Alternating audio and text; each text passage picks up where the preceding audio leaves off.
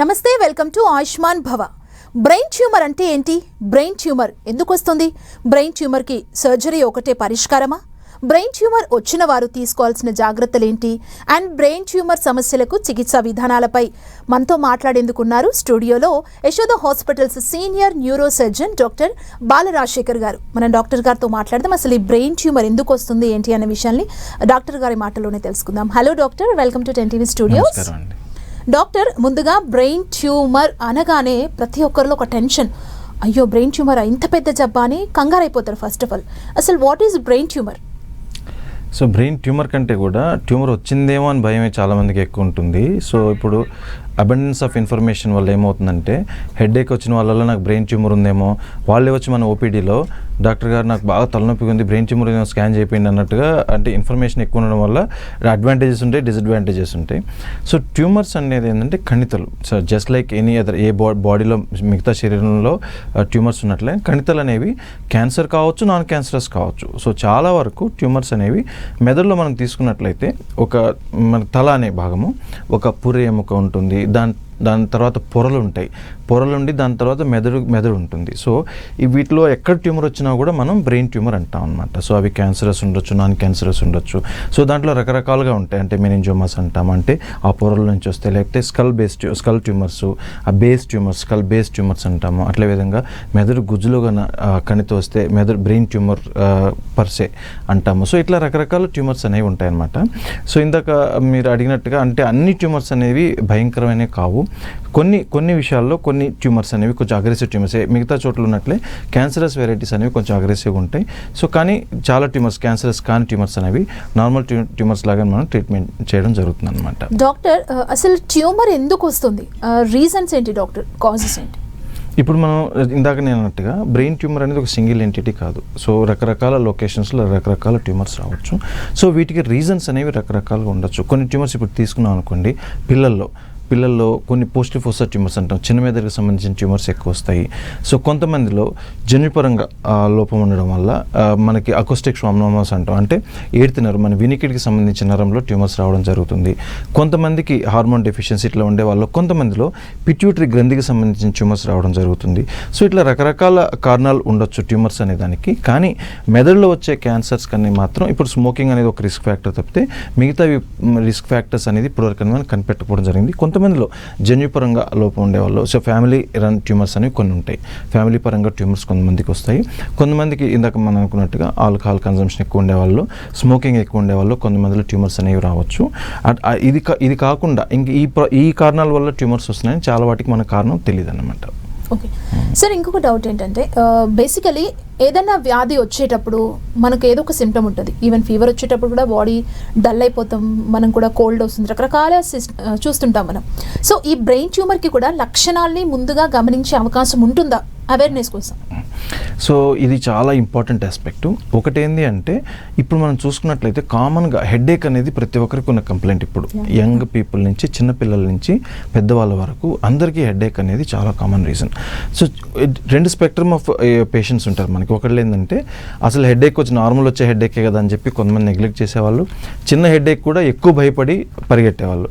So ఇవి ఎట్లా మన మధ్యలో ఎక్కడ స్పెక్ట్రంలో ఫిట్ కావాలి అంటే, హెడేక్స్ అనేది సో మీకు వేరియస్ రీజన్స్ వల్ల మనకు రావచ్చు. అంటే మన జీవన శైలి వల్ల, అంటే ఎక్సెసివ్ ఆల్కహాల్ కన్జంప్షన్ కానివ్వండి, స్మోకింగ్ కానివ్వండి, నిద్ర లేకపోవడం కానివ్వండి, ఎక్సెసివ్ ఇప్పుడు చూసుకున్నట్లయితే చిన్నపిల్లల్లో ఎస్పెషల్లీ యంగ్ పీపుల్లో మొబైల్ యూసేజ్ ఎక్కువ కావడం వల్ల కానివ్వండి, నిద్ర లేకపోవడము, ఎక్కువ అన్నెసరీ టెన్షన్స్ తీసుకోవడం, abnormal timings, night shifts, day shifts alteration వల్ల, సో ఎక్కువ ల్యాప్టాప్ మీద గడపడం, మొబైల్ మీద గడపడము, సో ఇట్లాంటి various reason. And dietary habits, excessive alcohol consumption, ఇందాక మనం అనుకున్నట్లుగా ఎక్సెసివ్ నాన్ వెజిటేరియన్ కన్జంప్షన్, లేకపోతే excessive salty diets, junk food consumption, so ఇవి ప్రిజర్వేటివ్ ఫుడ్ కన్జంప్షన్.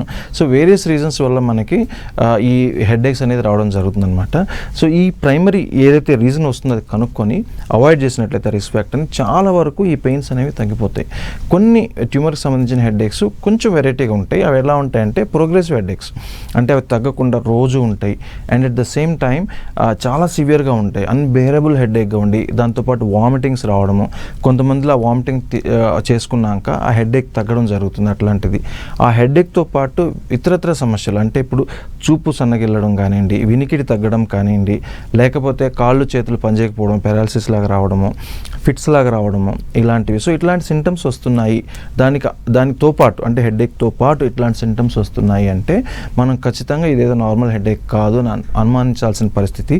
అట్లాంటి వాళ్ళలో కూడా చాలా మందిలో ట్యూమర్స్ ఉండకపోవచ్చు, కానీ అనుమానించడం బెటర్. అనుమానిస్తే దాన్ని బట్టి మనం ఇన్వెస్టిగేషన్స్ అనేవి చేయించుకోవచ్చు.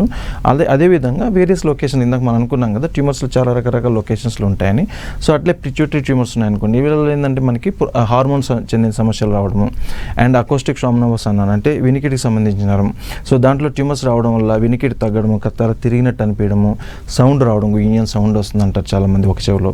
సో ఇట్లాంటి సమస్యలు వస్తూ ఉంటాయి. అంటే ఏ పార్ట్ ఆఫ్ ద బ్రెయిన్లో మనకు ఆ ట్యూమర్ వస్తుంది అనే దాన్ని బట్టి దాని లక్షణాలు అనేవి ఉంటాయన్నమాట. అంటే ఫర్ ఎగ్జాంపుల్ మనకి చేయి కాలు కంట్రోల్ చేసే ఏరియాలో ట్యూమర్ వచ్చిందనుకోండి, క్రమేపీ పెరాలసిస్ లాగా రావడం, పెరగడము, మాట తడబడడం క్రమేపీ.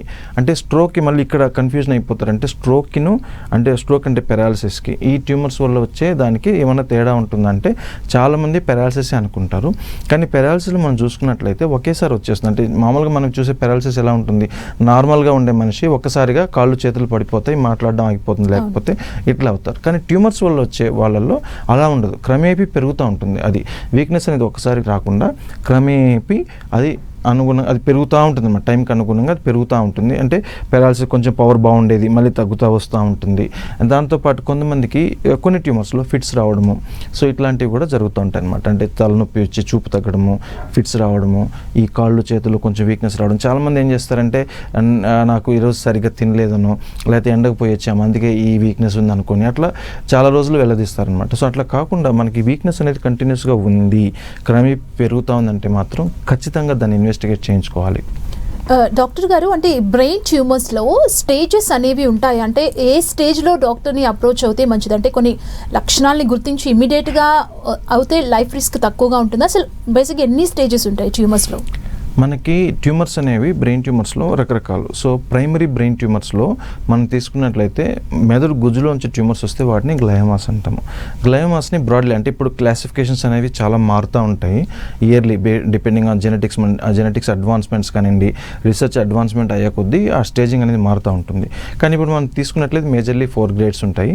3 and 4 కొంచెం క్యాన్సరస్ వెరైటీస్ టైప్స్ అంటాము, 1 and 2 నాన్ క్యాన్సరస్ వెరైటీస్ అంటాం. కానీ బ్రెయిన్ ట్యూమర్స్లో క్యాన్సరస్ అయినా నాన్ క్యాన్సరస్ అయినా ఎర్లీగా కనుక్కున్నట్లయితేనే రిజల్ట్స్ బాగుంటాయి. ఎందుకంటే ఇప్పుడు ఈ మెదడు అనేది ఈజ్ వెరీ కాంపాక్ట్ స్ట్రక్చర్. ఇది మనకి ఇప్పుడు చర్మం మీదనో బోన్స్ మీద వచ్చిందంటే స్పేస్ ఎక్కువ ఉంటుంది, కానీ మెదడులో అలా స్పేస్ ఉండదు. సో మెదడులో ట్యూమర్ వచ్చింది అంటే అది నార్మల్ మెదడుని ధ్వంసం చేసుకుంటూనే పెరగాలి. సో నార్మల్ మెదడుని అది నాశనం చేస్తుందంటే ఆ మెదడు వచ్చిన ఏదైతే పని చేయాలో అది పనిచేయడం మానేస్తుంది. సో అంటే మన పెరాలసిస్, ఈ డెఫిసిట్స్ అనేవి పెరుగుతూ ఉంటాయి. సో ఏదైనా క్యాన్సరస్ అయినా నాన్ క్యాన్సరస్ అయినా తొందరగా కనుక్కుంటే మనం ఇప్పుడు దానికి ట్రీట్మెంట్ చేసినా కూడా దానివల్ల వచ్చే డెఫిసిట్స్ అనేవి అంటే లోపాలు అనేవి రాకుండా ఉంటాయి. ఫర్ ఎగ్జాంపుల్ చిన్న ట్యూమర్ ఉందనుకోండి, అది ఎక్కడ ప్రెస్ చేయట్లేదు బ్రెయిన్ని, మనం తొందరగా కనుక్కున్నాము, క్యాన్సర్ కానివ్వండి నాన్ క్యాన్సరస్ కానివ్వండి, అది తొలగించినట్లయితే విత్ మినిమల్ అంటే సైడ్ ఎఫెక్ట్స్ ఏం లేకుండా నార్మల్గా ఆల్మోస్ట్ ఉండొచ్చు. అదే ట్యూమర్ మనకు కనుక్కోలేదు, పెరిగింది, పరిమాణంలో పెరిగి దాని చుట్టుపక్కల మెదడుని నాశనం చేసిందంటే సో అప్పుడు పెరాలసిస్ అనేవి ఆల్మోస్ట్ స్టార్ట్ అవుతుంది. పెరాలసిస్ రావడం, మాట ఏదో ఒకటి సమ్ డెఫిసిట్. సో అది మన ట్యూమర్ తీసినాక కూడా ఆ డెఫిసిట్ అనేది మళ్ళీ తిరిగి రాకపోవచ్చు. సో ఇట్లాంటి వాటికి ఏంటంటే earlier identification is the prime thing. అంటే మనం ఫస్ట్ ఇదేంటంటే తొందరగా కనుక్కోవాలి. తొందరగా కనుక్కుంటే దానికి ఏ ట్రీట్మెంట్ ఇచ్చుకోవాలో అది స్టార్ట్ చేసేసుకోవచ్చు. కనుక్కోవడమే లేట్ అయింది అనుకోండి, then the accepting the fact and then వీటన్నిటికి మళ్ళీ టైం వేస్ట్ అవుతూ ఉంటుంది. సో ట్యూమర్ గ్రేడ్ ఏదైనా కూడా మనం దాన్ని తొందరగా కనుక్కొని ట్రీట్మెంట్ తీసుకోవడం అనేది మీరు అన్నట్టుగా లైఫ్ ఒకే రిస్క్ తగ్గిస్తుంది. ఇంకోటి ఏంటంటే లోపాలు ఒకవేళ బతికినా కూడా లోపాలు లేకుండా బతికే అవకాశాలు ఎక్కువ ఉంటాయి. అంటే మరి ఇప్పుడు కొన్ని ట్యూమర్స్ చూస్తాం మనం ఈ మధ్య మనం ఫ్రీక్వెంట్గా చేస్తూ ఉంటాం యశోదాలో.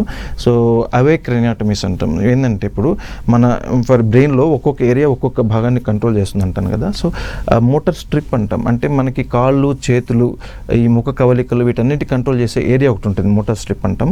ఆ మోటార్ స్ట్రిప్లో ట్యూమర్స్ వస్తుంది. ట్యూమర్స్ వచ్చినప్పుడు అది తొలగిస్తే వాళ్ళకి పారాలసిస్ వచ్చే అవకాశాలు ఉంటాయి ఆఫ్టర్ ద సర్జరీ. సో ఇట్లాంటి వాళ్ళు ఏం చేస్తామంటే నావిగేషన్ పెట్టుకొని ఇంట్రాప్ మానిటరింగ్ అంటాం.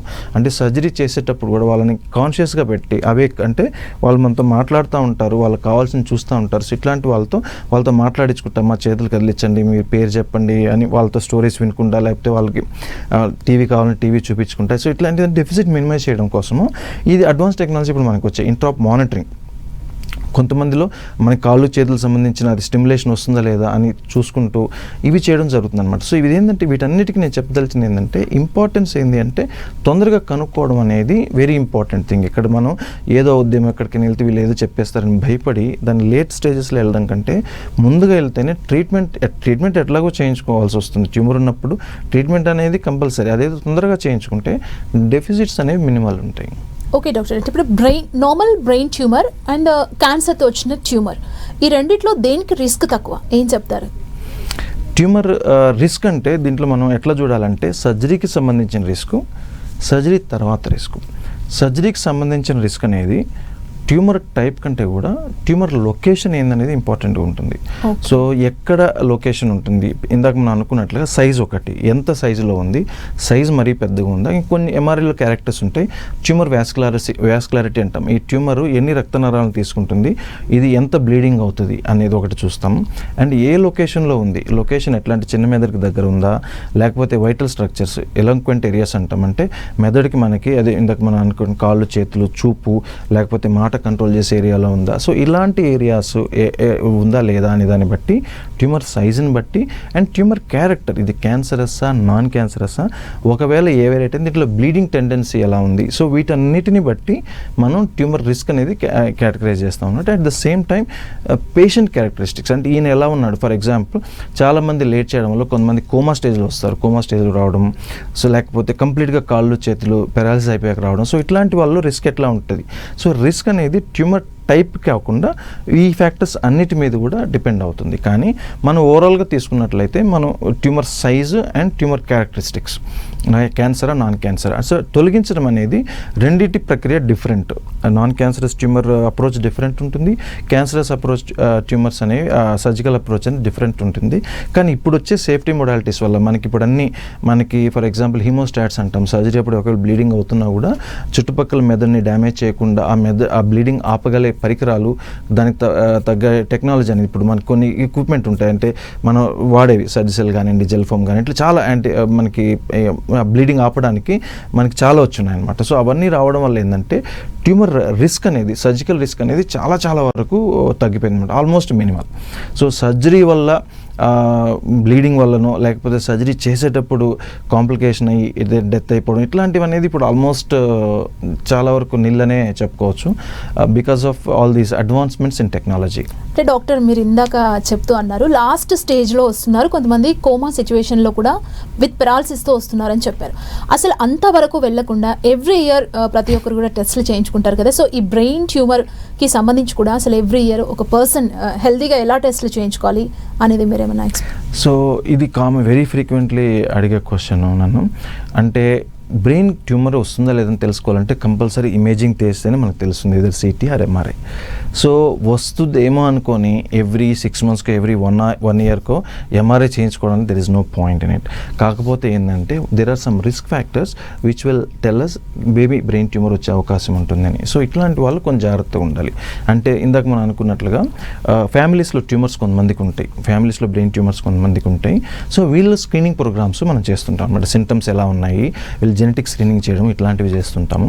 And at the same time risk factors ఎక్కువ ఉండేవాళ్ళు, అంటే మిగతా చోట్ల ఏదైనా క్యాన్సర్ ఉంది దానికి ట్రీట్మెంట్ తీసుకుంటున్నారు. For example secondary brain malignancies, అంటే ఇప్పటివరకు మనం ప్రైమరీ బ్రెయిన్లో వచ్చే ట్యూమర్స్ గురించి మాట్లాడుకున్నాం. సెకండరీ మ్యాలిగ్నెన్సీస్ అంటే వేరే అవయవాల్లో క్యాన్సర్ ఉండి అది మెదడుకి వ్యాప్తి చెందవచ్చు. సో ఇట్లాంటి వాళ్ళు కూడా మనం స్క్రీనింగ్ ప్రోగ్రామ్స్ అనేవి నడుపుతూ ఉంటాం. ఫర్ ఎగ్జాంపుల్ బ్రెస్ట్ కార్సినోమానో, రీనల్ కార్సినోమానో, థైరాయిడ్ లంగ్ కార్సినోమా అయింది. సో వీళ్ళలో కొంచెం హెడేక్ వచ్చినా కూడా, హెడేక్ రావడం ఇట్లాంటి సింటమ్స్ వస్తాయంటే మనం కొంచెం అగ్రెసివ్గా ఆలోచిస్తాం, అంటే వేరే వాళ్ళతో కంపేర్ చేస్తే అగ్రెసివ్గా ఆలోచిస్తాం. ఎస్, బ్రెయిన్ మెటాస్టాసిస్ అయ్యే ఛాన్సెస్ ఉంటుందని చెప్పి వాళ్ళకి ఇన్వెస్టిగేట్ చేపిస్తాం అనమాట. మిగతావి లైఫ్ స్టైల్ రిలేటెడ్ ఇవి చేసుకోవడం తప్పితే స్పెసిఫిక్గా బ్రెయిన్ ట్యూమర్ వస్తుందేమో అని భయపడి స్కాన్స్ చేయించుకోవడం మాత్రం నాట్ అడ్వైజబుల్. బికాస్ దానికి కూడా కారణం ఉంది. కొన్ని ట్యూమర్స్, నాన్ క్యాన్సరస్ ట్యూమర్స్ ఏదైతే బ్రెయిన్లో ఉంటాయో వాటిని మనం చిన్న స్టేజ్లో ఉంటే కనుక్కోవచ్చేమో, కానీ cancerous varieties of brain tumours, gliomas, glioblastomas అంటాం, ఇవేంటంటే అవి చాలా ర్యాపిడ్గా వస్తాయి. అంటే ఫర్ ఎగ్జాంపుల్ నేను కొంతమందిని చూశాను, మన దగ్గర ఒక 4 months 5 months స్కాన్తో వస్తారు. They will be absolutely normal and with in 10 daysలో నాకు హెడేక్ వచ్చింది, ఐఎమ్ డౌన్, నాకు ఏదో డౌట్ ఉందని వస్తే స్కాన్ తీస్తే they have a very big brain tumour. So ఈ బ్రెయిన్ ట్యూమర్స్ అనేవి ఎస్పెషల్లీ ప్రైమరీ గ్లయోబ్లాస్టోమస్ ఇవి మిగతా చోట్ల ట్యూమర్స్లా కాకుండా చిన్నగా వచ్చి పెరిగి అట్లే ఉండదు. They are very aggressive, they come in aggressive stage only. So అట్లాంటప్పుడు ఫ్రీక్వెంట్గా ఇమేజింగ్ చేయించుకోవడానికి there is no logic in it. So ఒకవేళ మనకి ఏదైనా ఫర్ ఎగ్జాంపుల్ ఏదైనా స్కాన్ దేని అవసరం కోసం తీపించి దాంట్లో ట్యూమర్ ఒకవేళ నాన్ క్యాన్సరస్ ట్యూమర్ కనిపిస్తే, సో దానివల్ల సైజ్ పెరుగుతుందో లేదో మానిటర్ చేసుకోవడానికి depending on the situation every 1 year 2 year అట్లా చేస్తాం. కానీ క్యాన్సరస్ ట్యూమర్స్ మాత్రం వస్తాయా లేదనేది ఎన్ని ఇమేజిన్ చేసినా మనం ప్రెడిక్ట్ చేయలేము. There is no point in it. Doctor, ఇంకొక చిన్న డౌట్ ఏంటంటే చాలా మందికి కూడా ఉంటుంది, ఇప్పుడు ఇఫ్ ఇన్ కేస్ ట్యూమర్ ఉందని డయాగ్నోస్డ్ అయిన తర్వాత సర్జరీ వరకు వెళ్ళాలా, ఫస్ట్ సెకండ్ స్టేజ్లో ఉంటే మెడిసిన్స్తో తగ్గుతుందా అనేది చాలా మందికి ఉన్న డౌట్. అంటే సర్జరీ వరకు వెళ్ళకుండా ఏమైనా ఆప్షన్స్ ఉన్నాయా అని. అన్ని ట్యూమర్స్కి మనము సర్జరీ అనేది అడ్వైస్ చేయము. ఫర్ ఎగ్జాంపుల్ కొన్ని ట్యూమర్స్ ఉంటాయి, ఇప్పుడు అకోస్టిక్ ట్రామాస్ ఇందాక నన్ను చెవి నరంలో వస్తుందని, అవి సైజ్ చిన్నగా ఉన్నట్లయితే we just submit to radiotherapy results కూడా బాగున్నాయి. సో కొన్ని ట్యూమర్స్ అంటే కొన్ని బినైన్ ట్యూమర్స్ ఉంటాయి, మెనింజియోమాస్ ఇట్లాంటివి, ఇవి కూడా కొన్ని పెరగవు, కొన్ని పెరుగుతాయి, కొన్ని పెరిగి అవి కూడా సమస్యలు కాజ్ చేస్తాయి. అట్లాంటి వాళ్ళు మనం ఖచ్చితంగా ఆ ట్రీట్మెంట్ అనేది తీసుకోవాలి, సర్జరీ అనేది చేయాలి. కానీ కొన్ని ట్యూమర్స్ సైజ్ పెరగకుండా అలాగ ఉంటాయి. సో వాటిని మనం అబ్జర్వ్ చేయడం జరుగుతుంది అనమాట. కానీ బ్రెయిన్ ట్యూమర్స్ వచ్చాయి అంటే లగ్భగ్ అందరికీ మనం surgical approach or non surgical treatment అనేది కంపల్సరీ తీసుకోవాల్సిన అవసరం చాలా మందిలో పడవచ్చు, అందరికీ కాదు. అగైన్ ఇందాక చెప్పాను మీకు ఎగ్జామ్షన్స్. సో కొంతమందికి ట్యూమర్స్ పెరగకుండా వెరీ స్మాల్ ట్యూమర్స్ ఉంటే observe them, so unnecessary surgery కానీ రేడియోథెరపీ కానీ ఇవ్వము. కొంతమందికి వెరీ స్మాల్ ట్యూమర్స్ ఉండి పెరిగే అవకాశం ఉంది అనుకున్న వాళ్ళకి రేడియోథెరపీ సజెస్ట్ చేయడం జరుగుతుంది. కొంతమందికి సైజ్ పెరుగుతూ ఉంది అనుకున్నప్పుడు సర్జరీ చేయడం జరుగుతుంది. కానీ మోస్ట్ ఆఫ్ ద కేసెస్ మన డయాగ్నోజ్ అయ్యేసరికి కొంచెం సైజ్ పెద్దగానే ఉంటాయి most of the situations. So surgery అనేది ఆల్మోస్ట్ చాలా మందిలో అవసరం పడుతుంది అనమాట. అగైన్ సీరియస్నెస్ డిపెండ్స్, ఇందాక మనం మాట్లాడుకున్నాం, అది క్యాన్సరా నాన్ క్యాన్సరా, అసలు ఎట్లా ఏ స్టేజ్లో వచ్చారనే దాన్ని బట్టి కూడా డిపెండ్ అవుతుంది. డాక్టర్ గారు, ఇంకొక డౌట్ ఏంటంటే బ్రెయిన్ ట్యూమర్ ఉంది అని తెలిసిన తర్వాత దాన్ని రిమూవ్ చేసి బయాప్సీకి పంపిస్తేనే దాని రిజల్ట్ తెలుస్తుంది కదా. సో అదేనా కాదా అని బయాప్సీ చేస్తేనే మనకు తెలుస్తుందా, లేదంటే మీరు కనుగొనే అవకాశాలు ఏమైనా ఉన్నాయా? మనకి ఇప్పుడు వచ్చిన అడ్వాన్స్డ్ ఎంఆర్ఐ టెక్నాలజీస్ కానీ, ఎంఆర్ఎస్ కానివ్వండి, ఎంఆర్ ట్రాక్టోగ్రఫీ, చాలా టెక్నాలజీస్ ఉన్నాయి. సో వీటి వల్ల ఏంటంటే మనకి ట్యూమరు ఇది క్యాన్సరస్ కావచ్చు అనేది ఒక 90% అక్యురసీతో చెప్పగలం. బట్ అది ఇప్పుడు ఈ డిస్కషన్ మనం చేసింది irrespective of knowing whether cancer or non cancer, ఇప్పుడు జెనెటిక్ స్టడీస్ అడ్వాన్స్మెంట్స్ వల్ల దాని జెనెటిక్స్ కూడా మనం చూడాలి. ఒకవేళ ఇంతకుముందు క్యాన్సర్ అనగానే అన్ని cancers very bad, life survival very less అనుకునే చెప్పుకునేవాళ్ళు. ఇప్పుడు ఆ ట్యూమర్ జెనెటిక్స్ అడ్వాన్స్మెంట్స్ వల్ల ఈ ట్యూమర్ జెనెటిక్స్ ఎలా తెలుసుకొని దానికి ట్రీట్మెంట్ ఇస్తే లైఫ్ అనేది చాలామందికి పెరుగుతూ ఉంది. So not only diagnosing what type of tumour it is, so ఇది ఆ ట్యూమర్లో కూడా ఇది ఫేవరబుల్ వెరైటీయా నాన్ ఫేవరబుల్ వెరైటీయా, సో దీనికి ఎట్లా మనం ట్రీట్మెంట్ ఇచ్చుకోవాలి అనేది బయాప్సీ చేయడం అనే బెటర్. సో ఇంతకుముందు maybe when I started practice 13-14 years back, people అంటే అప్పుడు రఫ్లీ కొంతమంది నేను చూశాను ఇక్కడికి వచ్చా కూడా, అది ఎంఆర్ఐలో చూసి ఇది క్యాన్సర్ లాగుందని రేడియోథెరపీ ఇచ్చేస్తారు. So nowadays we don't do it, there have to be proof ఉండాలి. అండ్ ప్రూఫ్తో పాటు నేను మీకు చెప్పినట్టుగా జెనెటిక్స్, ఈ ట్యూమర్ జెనెటిక్స్ ఏంటని తెలుసుకుంటే కీమోథెరపీ ఎట్లా ఉంటుంది, how we can stratify the risk and explain to them and how they can expect the life to be అనేది మనం ఇప్పుడు చాలా వరకు క్వాలిటీ ఆఫ్ లైఫ్ పెరగడం జరుగుతుంది. సో ఓన్లీ దాన్ని చూసి అంటే దానికి ఒక ఇవి ఉంటాయి, కొన్నిసార్లు నాట్ ఫ్రీక్వెంట్గా జరగకపోయినా ఎంఆర్ఐలో ఇది ఖచ్చితంగా క్యాన్సరే అనుకున్నది అది టీబీ కానీ వేరేది వచ్చిన సందర్భాలు ఉన్నాయి. ఎంఆర్ఐలో ఖచ్చితంగా ఇది టీబీఏ ఉంటుంది అనిపించినప్పుడు క్యాన్సర్ లాగా వచ్చిన సందర్భాలు ఉంటాయి. సో బయాప్సీ చేయకుండా ట్రీట్మెంట్ తీసుకోవడం అనేది ఈ రోజుల్లో ఇప్పుడు ఇంత అడ్వాన్స్ టెక్నాలజీ ఉంది, ఇన్ని అప్రోచెస్ ఉన్నప్పుడు బయాప్సీ అనేది లేకుండా ట్రీట్మెంట్ తీసుకోవడం అనేది అంత వివేకవంతమైంది కాదు. అంటే వన్స్ ట్యూమర్ వచ్చి సర్జరీ అయింది, పేషెంట్ బాగున్నాడు, సో మెడిసిన్స్ వాడాలి, అసలు ఆ లైఫ్ స్టైల్ ఎలా ఉండాలి, ఎన్ని రోజులు వాడాల్సి వస్తుంది, ఇఫ్ ఇన్ కేస్ మళ్ళీ ట్యూమర్ తిరిగి వచ్చే ఛాన్స్ ఉందా? బేసిక్గా క్యాన్సర్ మళ్ళీ వచ్చే ఛాన్స్ ఉందని వింటుంటాం. బ్రెయిన్ విషయానికి వస్తే ఎలా ఉంటుంది? బ్రెయిన్ ట్యూమర్స్లో కూడా నాన్ క్యాన్సరస్ వెరైటీసే తీసుకుందాం.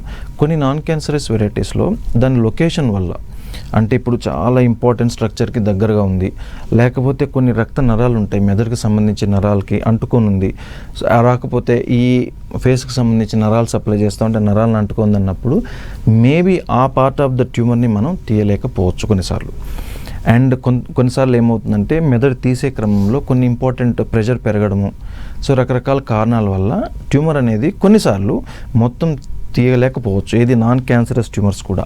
సో ఇట్లాంటి వాళ్ళల్లో ఖచ్చితంగా ఇది పెరిగే అవకాశాలు ఉంటాయి. సో పెరుగుతుంది కాబట్టి మనం ఏం సజెస్ట్ చేస్తామంటే సెకండ్ సిట్టింగ్ సర్జరీ, ఒకవేళ సర్జరీ అయిపోయినా కూడా వాళ్ళని ఫాలోఅప్ చేసుకొని సెకండ్ సిట్టింగ్లో చేయడం, అంటే ఏదైతే రిస్క్ ఫ్యాక్టర్స్ ఉంటాయో వాటిని మినిమైజ్ చేసి సెకండ్ సర్జరీ చేయడమా, లేకపోతే దానికి రేడియోథెరపీ ఇవ్వడమా అనేది మనం చేస్తూ ఉంటాము. క్యాన్సరస్ వెరైటీస్లో మొత్తం చాలా వరకు తొలగించినప్పటికి కూడా మళ్ళీ వచ్చే అవకాశాలు ఉంటాయి కాబట్టి దానికి ఖచ్చితంగా రేడియోథెరపీ ఇవ్వడము, కీమోథెరపీ ఇవ్వడం అనేది చేస్తాం. So all tumours, benign tumours మీరు అన్నట్టుగా మెనింజోమాస్ ఇట్లాంటివి నాన్ క్యాన్సరస్ వెరైటీస్, ఈ ట్యూమర్స్ మొత్తం తీసేసినట్లయితే చాలా వరకు అది పాసిబుల్ అవుతుంది. సో మొత్తం తీసేసినట్లయితే మళ్ళీ వచ్చే అవకాశాలు చాలా తక్కువ ఉంటాయి, కానీ వీళ్ళని కూడా మనం ఫాలోఅప్ చేయడం జరుగుతుంది. అంటే పొరపాటున ఎక్కడ మళ్ళీ వస్తుందా, పెరుగుతుంది, ఎందుకంటే ఎర్లీ స్టేజ్లో కనుక్కున్నట్లయితే అగ్రెసివ్ సర్జికల్ ట్రీట్మెంట్ కాకుండా రేడియోథెరపీ ఇవ్వడము, లేకపోతే చిన్న సర్జరీ చేసి మళ్ళీ దాన్ని రాకుండా ఆపడమో చేయగలుగుతుంది. సో చాలామంది మనకి ఇప్పుడు ఆల్మోస్ట్ 15 years నుంచి ఫాలోఅప్లో ఉంటారు. కొంతమంది ఆల్మోస్ట్ 10 years తర్వాత 7-8 years తర్వాత తలనొప్పి వస్తుంది సార్ అని వస్తారు, but they will not have any tumour అనేది ఉండదు. But most of the times ఏంటంటే that I don't advise that. Repeated follow up అనేది వెరీ ఇంపార్టెంట్. ఎవ్రీ 1 year కానీ, దో ఇది రావట్లేదు అనిపించినా కూడా 1 year కానీ 2 year కానీ చూపించుకోవడం, ఫాలోఅప్ అనేది very important. Okay, thank you so much doctor. Brain ట్యూమర్కి సంబంధించి ఒక అవగాహన అనుకోవాలి, అంత బాగా ఎక్స్ప్లెయిన్ చేశారు. Thank you so much. నమస్కారం అండి. సోవియస్ చూసారు కదా, ఇది ఇవాల్టి ఆయుష్మాన్ భవ. మరో కార్యక్రమంతో మళ్ళీ కలుద్దాం. చూస్తూనే ఉండండి 10 TV.